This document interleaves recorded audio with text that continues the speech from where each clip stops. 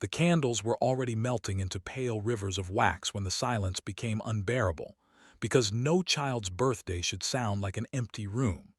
In the middle of a bright afternoon filled with balloons, sunlight, and untouched cake, a young girl sat perfectly still in her wheelchair, her small hands folded, her eyes fixed on the flickering flames as if she were afraid they might disappear the way people always seemed to.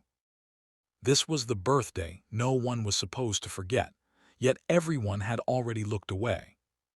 If you believe that kindness still exists in a rushed and distracted world, take a moment to like, comment, share, and subscribe to Life Spark Stories, because stories like this remind us that second chances often arrive in the most unexpected ways. Arya Maida was turning 9 that day, and the party had been arranged with precision, money, and flawless planning. Her father, Raghav Maida, was one of the most powerful CEOs in the city, a man whose signature could move markets and whose presence could silence boardrooms. He had booked the rooftop garden of a luxury café, decorated it with pastel streamers, and ordered a cake shaped like a castle, because he wanted to give his daughter something beautiful in a world that had already taken too much from her.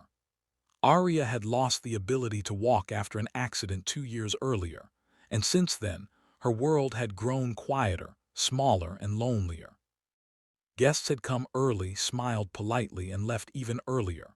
Some had business calls, some had awkward discomfort, and some simply did not know how to sit with a child who could not run or laugh loudly the way other children did. Raghav watched them go, each departure landing heavier than the last, until only the staff remained, pretending not to notice. He stood a few steps away, phone pressed to his ear, handling yet another emergency meeting, while guilt tightened his chest. He had built an empire, but he could not build friendships for his daughter. Across the garden, Kabir Rao had just finished counting loose coins in his wallet. He was a single father, exhausted in the quiet way that never shows on the face but lives in the shoulders and eyes. He had brought his 6-year-old son, Niven, to the cafe as a rare treat after a long morning of school errands and job rejections. They sat at a simple table, sharing a single juice, when Niven noticed the girl alone by the cake. Children see what adults avoid, and Niven's gaze lingered, curious and gentle. Kabir followed his son's eyes and understood immediately. He saw the untouched cake, the balloons sagging under the heat, and the loneliness that no amount of wealth could hide.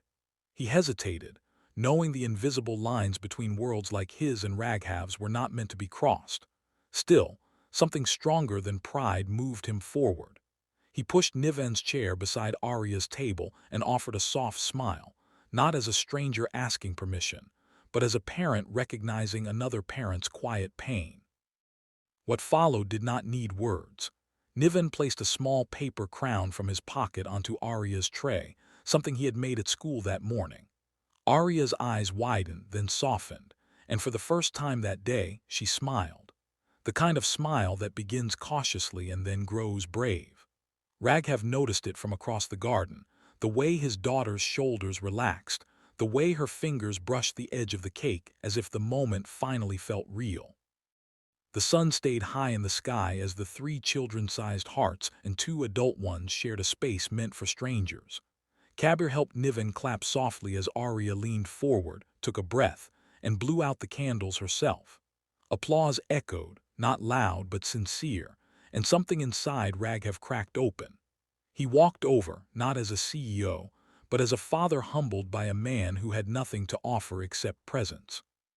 By the time the cake was cut, laughter floated through the garden, light and unplanned. Arya fed Niven a bite with shaky hands, Kabir wiped frosting from his son's cheek, and Raghav sat beside them, his phone forgotten. The city continued to move below them, but for a moment, time paused, honoring a simple truth that love does not measure worth by ability, status, or silence. If this story touched your heart even a little, please take a moment to like, share, and subscribe to Life Spark Stories, because every interaction helps keep stories of humanity alive. Special request before the ending. Please comment below and tell us what kindness means to you, because your words might inspire someone who needs hope today.